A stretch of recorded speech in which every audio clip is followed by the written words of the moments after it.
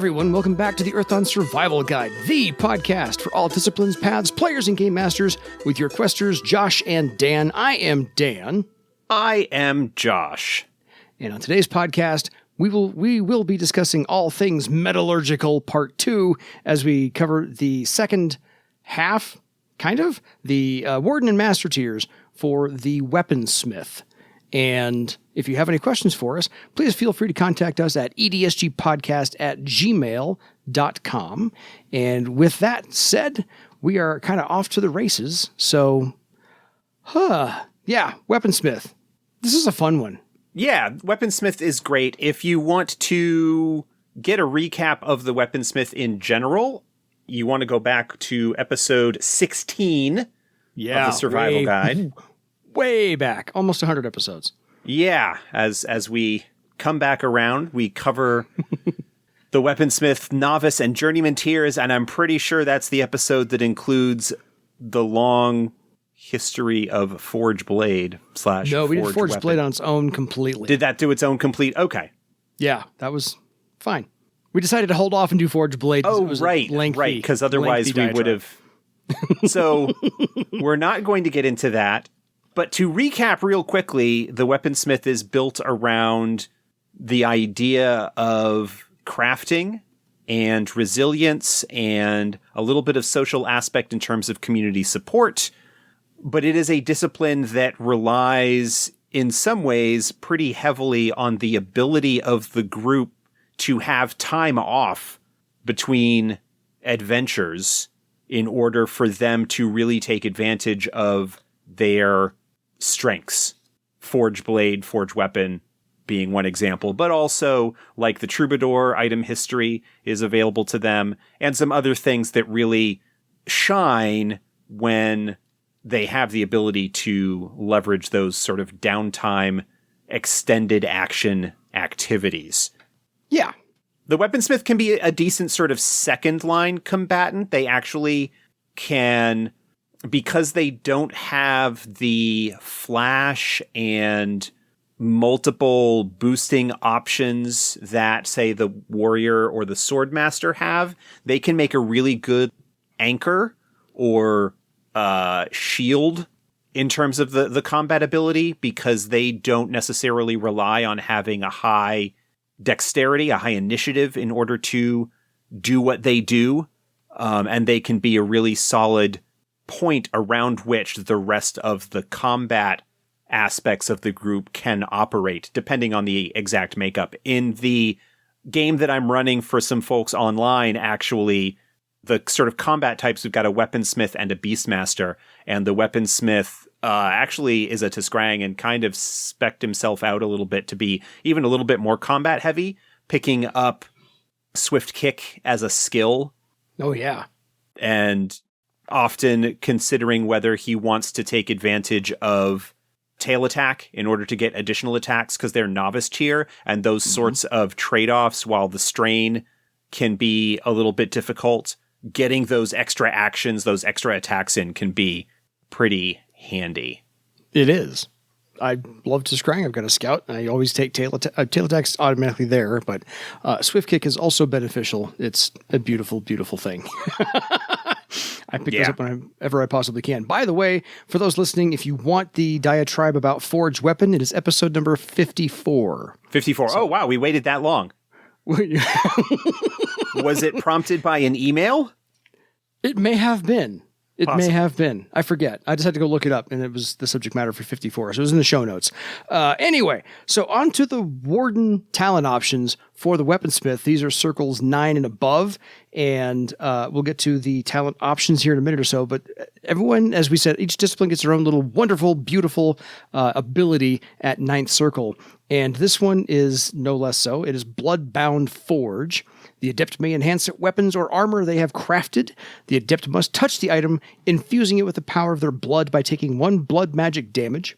Weapons gain a +3 damage step bonus, and armor gains a +2 to physical and mystic armor bonus. Anyone using the item gains the benefit of these bonuses. The Adept can enhance the number of items up to their thread, smithing, rank, and can only enhance 1 item per round. The bonus lasts until the Adept releases the bond, in which case the damage can be healed, or the Weaponsmith dies. This is similar to the archer ability that we covered when we were looking at the high circle archer abilities, where they have the bloodbound bow, where the archer can take some blood magic damage to get a bonus to tests that they make with a specific bow. The difference here is that this is a bonus that the weaponsmith can share around to other people and to provide even more bonuses. Like, they're not limited to just one item. They can take strain for each item and provide those bonuses, basically enhancing the capabilities or offensive or defensive of anybody and or all the members of the group. By the time they get this ability at 9th Circle, they will have probably 9 ranks. They will certainly have 9 ranks of thread weaving if you're going by the default advancement rules, but still probably have a lot. And this is not limited. This is sort of the limit on this is an additional count. It does not count against the normal permanent thread limit. So this is a real squad enhancement ability. Yeah, because the only caveat is they have to have crafted that armor. So if you've got somebody who wants their blood pebble boosted, it had to have been crafted by this weaponsmith and implanted by this weaponsmith for this bonus to work. So, but if you have a weaponsmith in your party, why are you not wearing armor they made? Also at 9th Circle, they get the karma ability that they can spend a karma point once per round on any test being performed by an adjacent ally. So to your point, the weaponsmith is a social character within the group itself, and they can boost their friends. The air sailor gets a very similar karma ability as well to feed into the notion of them being a team player and a community builder in a certain way. The 9th Circle discipline talent that they get is a new one in the companion called Perfect Focus. Yes, this came up previously. It was an optional talent for the wizard. And when we talked about it, I couldn't remember whether this was something that had existed previously.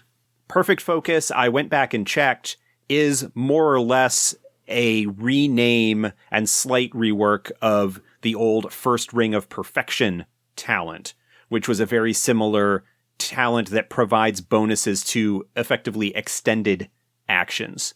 Both great names. Yeah, and this is obviously really useful for a weaponsmith where they have abilities that are extended actions like Forge Blade or crafting items or enchanting, anything along those lines that would be a sort of downtime or extended action, and it provides them with some decent bonuses to those actions, making it possible for them to be even better at what they're doing.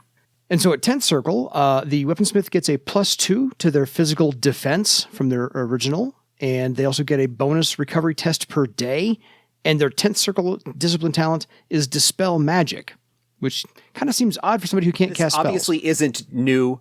Well, I was actually going to address that a little bit. Fair. The original First Edition Weaponsmith, when they got up into their higher circles, actually did get access to Elementalist spells. They got talents and abilities that allowed them to learn and cast Elementalist spells. Yeah.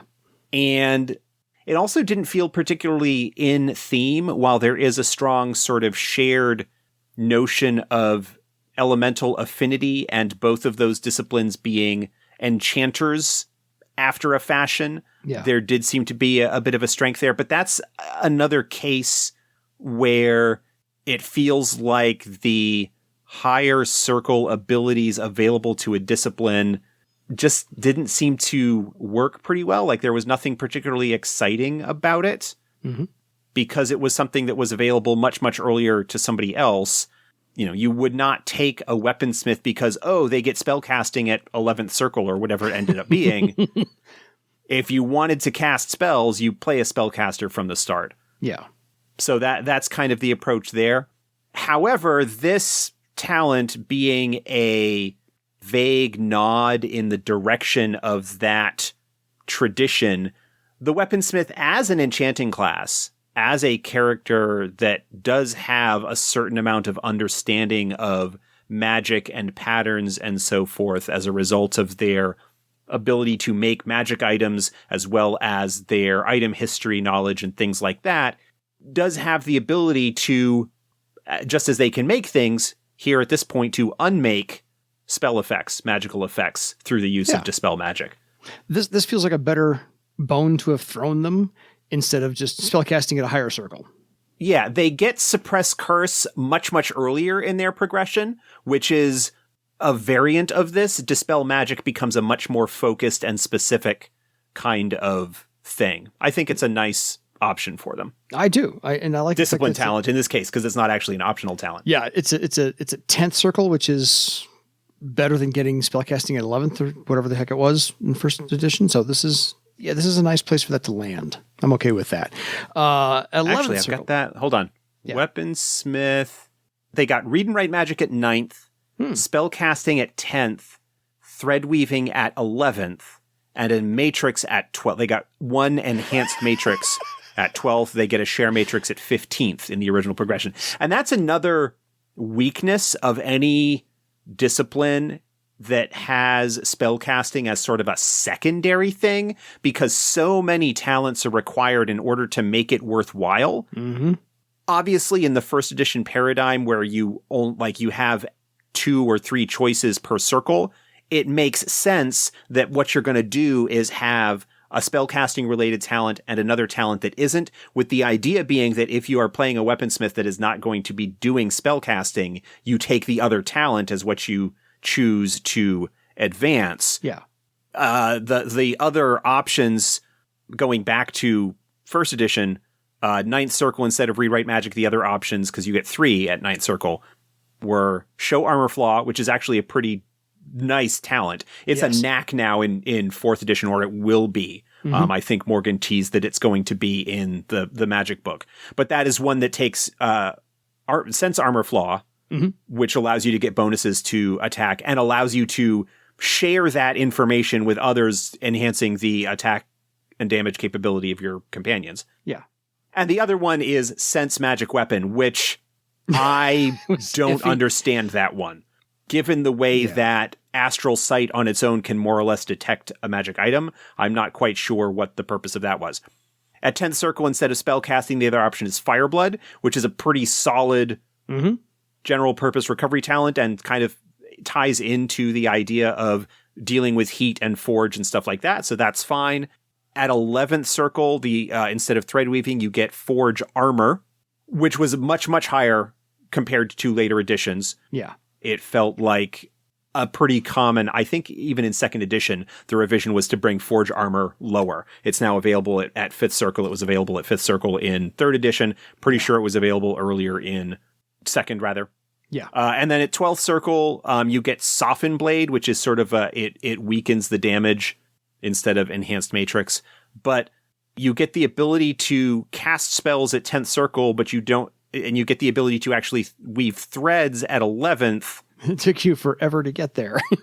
It takes a really long time to get there. So you can cast spells, but you don't have the ability to actually, there's just some weird kind of stuff that's going on there. And then you don't get your Matrix until 12th, so you're looking at raw magic or possibly using Matrix items, which are actually probably fairly easy to come by at that high circle. So maybe that's not a huge factor. You're a weaponsmith. You should be able to enchant your own at that point. But I don't want to belabor the discussion of high circle weaponsmiths and their spellcasting any further. But that's, we're looking at a very kind of different situation. Anyway. Yeah, no, we're good. That's that sidebar. We are on to circle 11. 11th circle for 4th edition. Since Josh was explaining everything from first, they get another bonus to their defense, +1 to their social defense, their first social defense bonus at 11th circle. They get a karma point they can now spend a point of karma on any test to resist the effects of a spell or horror power at 11th circle for weaponsmiths. Very nice. And their discipline talent is new out of the companion, Living Weapon. Living Weapon allows the weaponsmith to temporarily increase the damage step of their target by channeling magical energy through them. They make a test, and each success adds +2 to the damage of any attack using either unarmed or a weapon for a number of minutes equal to their rank in Living Weapon. Ooh. This is in addition to any bonuses resulting from attack tests or other sources of power. So it is one where you can directly increase the damage potential of your allies. That's always good. I like that one. On to 12th Circle. The Weaponsmith gets their +4 to their original Mystic defense. So that's a nice, huge bonus by that point, because they've had 1, 2, and 3 along the way. This is now 4. And they also get another bonus to their Mystic armor, the +2 from their original Mystic armor rating. And their new discipline talent, Forge Flesh. Yes, Forge Flesh, I think, is a rename of Temper Self, maybe? That rings a bell. Yeah. Forge Flesh allows the weaponsmith to temporarily increase the target's natural armor rating, very similar to Living Weapon. It's just this boosts armor instead of increasing damage. Each success on the test adds 1 each to the target's physical and mystic armor ratings for a number of minutes. So yet another enhancement talent that they get. And I think you're right. I think that what used to be called Temper Self. Either way, both good names. Well, there's Temper Self, which I think still exists as a talent. Oh, okay. Sorry. But it was Temper Other or Temper Temper Other's Flesh or something like that. Mm-hmm. And so it's a similar ability, just different name. Yeah. And I don't mind updating the names at all, because they've turned out rather well so far. So the talent options you get at 9th, 10th, 11th, and 12th Circle, there's 4 option slots here. Let's go through the options that people can pick from. The ones that we are very familiar with: Astral Sight, Evidence Analysis, Momentum Attack, Steely Stare, and True Sight. We can kind of ignore for now. We've covered those in multiple iterations, multiple podcasts. So the new ones, we'll go through one at a time, and Josh will tell us if we need to spend more time on it or not. Lion Spirit. Lion Spirit is really straightforward. It's sort of a related to Lion Heart, which is a Journeyman tier talent that provides bonuses to resist, or provides actually a better test, provides bonuses to willpower test to shake off fear and similar effects. Lion Spirit directly adds its rank to the character's mystic and social defense against such attacks. Yeah. So it basically boosts the target number for those things to take effect. Cool. The next one is Matrix Sight, which I know we've discussed. We've talked about this a couple of times. Yeah. This is an astral sight type ability that allows the user to sense or to see any matrices that a target has and potentially gain information from them. It is particularly handy if you are going to be making attacks against those matrices. But even without that, it does allow you to potentially get a sense of what the enemy spellcaster's capabilities might be. Absolutely. Relentless Recovery. I know we've talked about that before as well. So quick. This is one that a lot of disciplines get here. Relentless Recovery adds its rank as a bonus to toughness when the character is making a recovery test. Simple, straightforward, always helpful. Spirit Strike, which I love. Spirit Strike, yeah, we talked about this one. This is an ability that allows the adept to attack a target through astral space, and also allows the user to attack targets that are in astral space. In order to do that, you need to be able to see the target using Astral Sight or some other relevant ability, but this could be potentially used to target spirits or other entities that are lurking in astral space as long as you are aware of them. If you don't use some form of astral sensing, you get a penalty to the attack, even if you could otherwise see them. Yeah, great stuff. And then the last one is Unflinching Fortitude, which is the bonus to Wound Threshold, which there aren't many of those that are out there. And so that one's nice to have. I would not wait much longer to pick that one up at 9th Circle. That's just me. Because wounds suck. Just saying. Okay, on to the master tiers, 13th, 14th, and 15th Circle. So we've got some wonderful things coming out here as well. Since every discipline gets something at 9th Circle, every discipline also gets something at 13th Circle, and this one is no different. It is Mystic Grounding. Before the test is rolled, the adept weaponsmith may take 1 strain to redirect a spell or horror power targeting an ally onto themselves. So you're going to take the damage for them. The ally must be within the adept's threadsmithing rank times 2 yards. The adept resists the effect as though they were the original target, including the ability to use defensive or reactive abilities. Steel Thought comes to mind. This may be done a number of times per day up to the Adept's rank in Threadsmithing, but cannot be used to redirect area effects. So this is not just damaging effects, but any kind of spell or power that targets an individual. So there's a whole lot that you can do with this. Mm-hmm. Frighten, for example, or the horror power, terror, actually would potentially be useful on this, because you could use the enhanced defenses from potentially Lion Spirit. Plus, you probably have Lionheart as well if you are sort of building to be a resistance monster. Yeah. This is another ability that kind of plays into the idea of the weaponsmith being a bulwark, being a sort of defensive base around which the other members of a group can operate. Yeah, they could definitely draw strength from having Weaponsmith just take all this instead of them. Probably better to resist it. And then, not only that, they get 3 or 4 more things at 13th circle. So keep getting to those higher circles, folks. It's worth it, I promise. They get a bonus to their defense. Now, the Mystic Defense is at a +3 from their original number. The Karma is now... Physical defense. Errata. Okay, I'm looking at the updated PDF. Gotcha. The 13th circle defense bonus should be physical, not mystic. That is in the official Errata, which is linked on the Facet Games website. Fair. So it is a +3 physical defense bonus because they already have a +4 to mystic defense the previous circle. Right. I would have been able to figure that out had I looked up like 3 inches on the page. So yes. And if you had a weaponsmith that was that high circle and going, hey, wait a minute, this doesn't make any sense. Yes. So nope, the math works out. There was a typo. Happens. All right. Their Karma is also, by the way, increased from a D6 to a D8 by the whole step that occurs. And their initiative, the Weaponsmith, finally at 13th circle, gets a bonus +1 step to their initiative at this point. So they never usually acted first, but now they've got a little boost to make them catch up to the rest of the party. But the discipline talent that they get, we've talked about before, and this is so apropos of the Weaponsmith, is to get Aura Armor at 13th circle. Aura Armor is a guaranteed bonus to physical and mystic armor equal to your rank in Aura Armor. It just costs 2 strain and takes your action, and it lasts for a number of rounds equal to the result of the test. Ooh.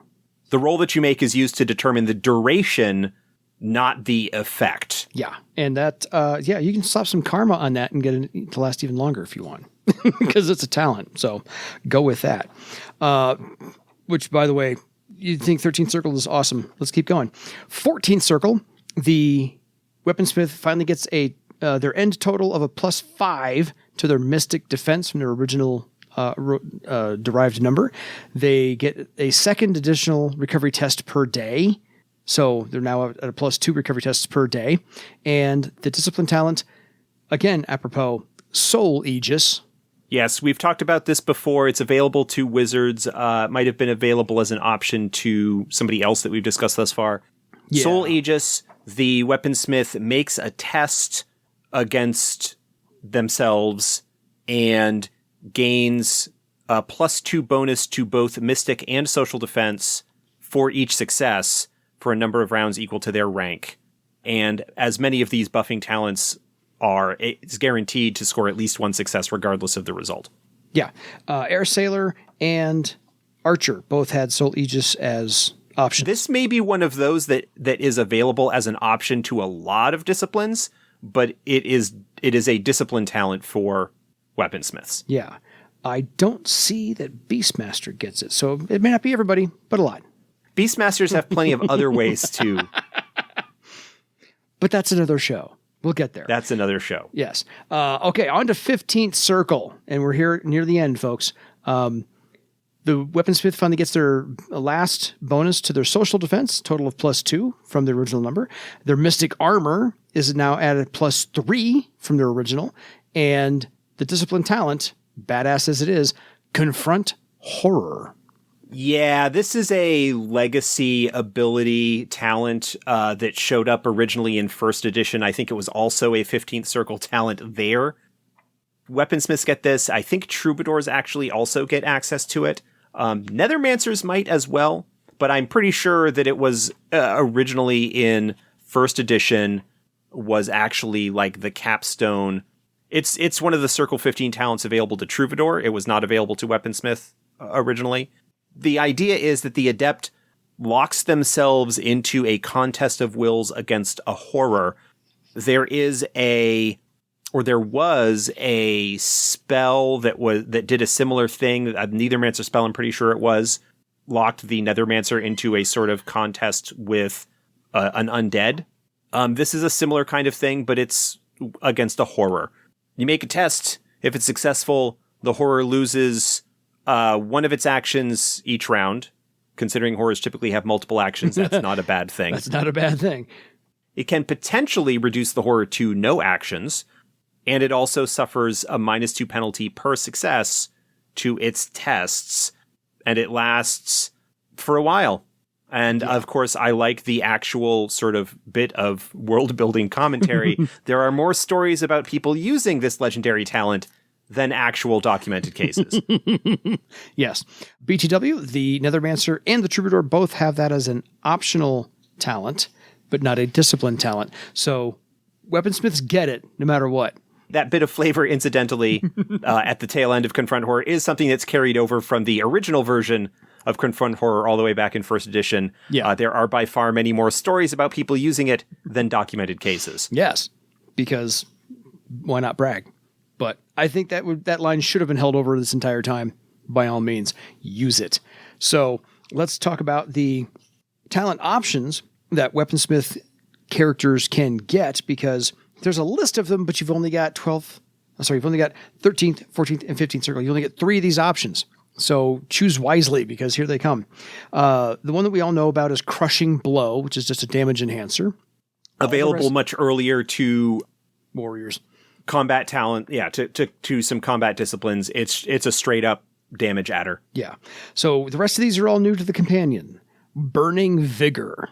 Burning Vigor is a talent that gives the Adept the ability to use that in place of strength for raw applications of strength. Like, it doesn't enhance damage, but if they're trying to break down a door or move a rock or any kind of like raw physical application of strength, you can use the talent for that. The other thing that it does is it provides bonus recovery tests each day equal to their rank in Burning Vigor, which can only be spent on talents that are powered by recovery tests, like Life Check or Woodskin or anything, Fireblood, anything like that, where you have to spend a recovery test to use the talent, but it basically provides you with a pool of recovery tests to use to fuel those.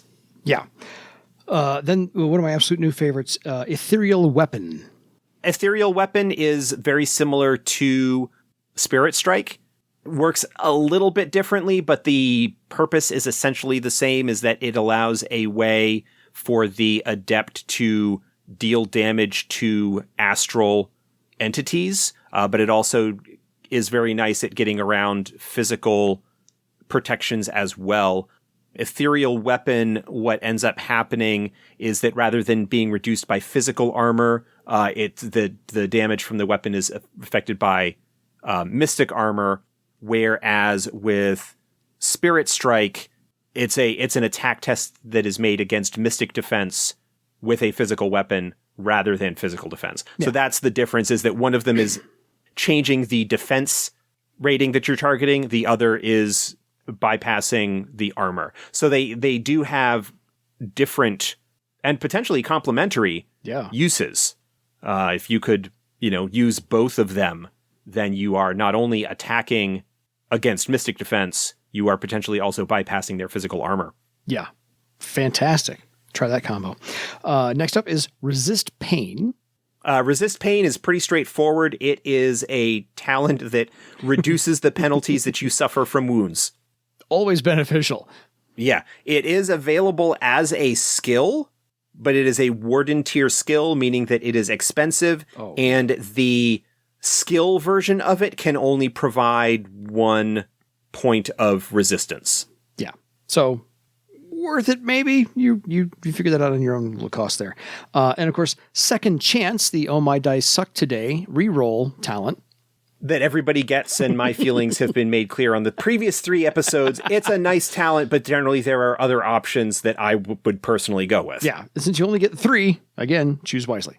Admittedly, for the weaponsmith, it is potentially a better choice than it is for archers or wizards or air sailors, only because it is a charisma-based test, and the weaponsmith typically has a higher charisma.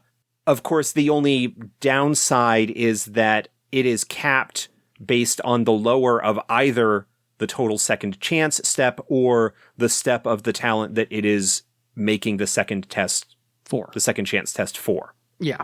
So, the difference being that second chance is a talent and it can be used to roll any action test again. So if you fail a skill, you could roll second chance and spend a point of karma on it that you would not potentially have been able to spend a point of karma on before. Yeah. So, sneaky way around. Yeah. There is some potential use for it, but when I go back and look at all of these optional talents, I will probably be able to find 3 that I would pick before second chance. Which we'll get to in a minute. We'll ask Josh's opinion. Then you've got a couple of vital options here in a minute or so. Vital Strike and Vital Ward. Both of these are talents that are available to just about everybody. Vital Strike works really, really well with Burning Vigor. Yeah. And Vital Ward does as well, actually, because both of those are powered by recovery tests. And so you could use your bonuses from Burning Vigor to power either of those. Vital Strike allows you to make an additional damage test when you hit with a weapon that is considered a second damage and so could potentially cause a second wound. Vital Ward allows you to spend a recovery test to add your rank in Vital Ward to any kind of active defensive test like Avoid Blow or Resist Taunt or Steal Thought or anything like that. Yeah. And then the last master talent option for the weaponsmith is Weapon Breaker. Weapon Breaker is a overpowered disarm. You are attacking your opponent's weapon with the intent of destroying it. You make your attack test as normal. If successful, you make a damage test with a bonus equal to your rank in Weapon Breaker against either the weapon's Mystic Defense or the weapon's damage step +5, whichever is higher. Each success reduces the weapon's damage step by 2. 3 successes on the damage test, or reducing the damage step to 0 if it happens to be a low damage weapon to begin with, shatters non-magical weapons, ruining them. Threaded weapons, magic weapons, cannot be reduced below damage step 1 and can't actually be destroyed. So you can't destroy magic weapons with this, but you can still make them, at least for a time, largely ineffective. Yes. It only works on crafted weapons. So you can't use it on a dragon's claws, for example, as they are a natural weapon. You couldn't use it against a beastmaster to reduce their claw shape because they're not crafted or forged or created weapons. Yeah. I find it interesting that at 15th Circle, the option for Weapon Breaker is slightly antithetical to the weaponsmith's main purpose. Or am I yes and no. I mentioned back when we were talking about Dispel Magic how it is, in a way, the other side of the ability coin that they have, where they know the ways to make things, items, enchantments, patterns, and whatnot, and so therefore also have the knowledge and understanding to allow them to unmake those things. And certainly if you are going up against enemies who are coming at you with weapons, especially swords and whatnot, higher circle potential like name giver foes with magic weapons and so forth, the ability to neutralize those effects because of your understanding of the things that they are using against you is, I think, a pretty cool absolutely possibility. Yeah, it's surreal and awesome to be able to do so. I just was thinking that the whole shattering something that was crafted and another weaponsmith took time in making, a little antithetical to their main purpose, only a little. So tough choices here at the master tier. As always. Resist Pain is an amazing talent. Yes.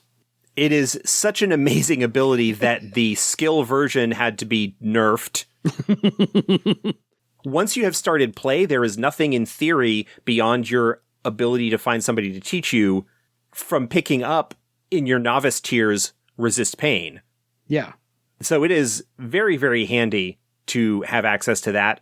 I think though the 1, 2, 3 of Burning Vigor, Vital Strike, and Vital Ward is really, really cool. You might only take one or the other of Vital Strike or Vital Ward depending on what's going on, especially if you're making a sort of more bulwark, tanky, defensive type. You probably like pick up Burning Vigor, Resist Pain, and Vital Ward. And then if you're looking for perhaps more of an offensive combat capability, you might be looking at Crushing Blow instead. Ethereal Weapon, if you're going to be more of a sort of anti-magic, finding ways around the capacity of physical opponents, although you have Spirit Strike as an option there. Weapon Breaker is really, really good. I mean, all of those choices, limiting it to just 3 feels wrong. Feels tough. And again, like out of all of those choices, I would say that probably Second Chance would be the one that would, like, if I were to list them. It's last. It's last. It would not come up on any of the lists for me in terms of the style of play. No, because it's easier just to buy better dice if you're not rolling all that. I'm just teasing. But no, it should be. I know the dice manufacturers appreciate that. Exactly. I'm just teasing. But it should be a difficult choice when you get to this tier as to what path you want to take, because you get one and then it takes a long time to get to the next circle, typically at this level. Potentially. At this tier. Sure. And so choose wisely. I think ultimately the choices that you make when you get to these lofty heights is largely going to be dependent on what the rest of your group consists of. Yeah. And what your role in the group has developed into over the course of this. I mean, it's easy to kind of talk white room theory and say, oh, these are clearly better choices than others, but a lot of the choices here and the options in the master tier are all superficially, at least a little bit, combat related. And it's just a matter of, are you going to take ones that are defensive or offensive? Yeah. It might be that the fact that you get Aura, Armor, and Soul Aegis as discipline talents will provide you sufficient defensive capability there that you may want to pick up the offensive capability, with Crushing Blow and Weapon Breaker and things like that, or maybe just tank it up entirely. I think Burning Vigor is amazing. Maybe not quite as good for weaponsmiths as it might be for other disciplines that have maybe more abilities that, like, for warriors, Burning Vigor is amazing because warriors have so many talents.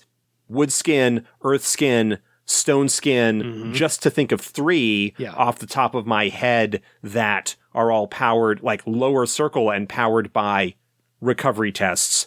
It would depend on what talents you picked up. Exactly. So, but all really good choices. No, I love the Weaponsmith build at all of these tiers. I think it is a masterfully redone discipline from beginning to end over what anything first, second, or third edition had. This is wonderfully varied in options and a wonderful progression of increasing responsibility within the group and increasing power within the group as well. And the abilities that they get just nicely fleshed out. I mean, Mystic Grounding is fantastic. Bloodbound Forge is also fantastic at these tiers. So any final thoughts on the Weaponsmith as we go? Because this is one of my favorite disciplines of all time. Seriously, I'm happier with this one in 4th edition than most.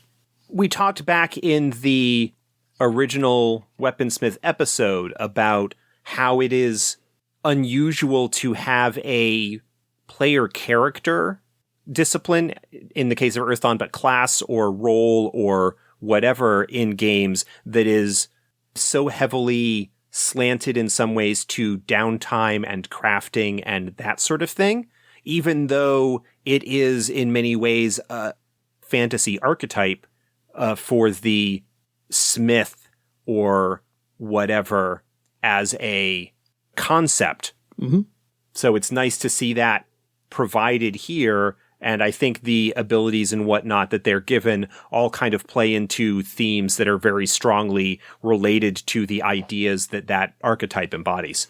Entirely. So, folks, until next time, if you have any questions for us, again, please reach out to us at edsgpodcast@gmail.com with any and all questions you have, any topics of shows you want us to cover, questions for Josh, questions for me. We'll take them all. We'll take care of them and get you answers as fast as we possibly can. So, until next time, it's time for you to go stoke the forge for your own legend. Have a good night, everybody.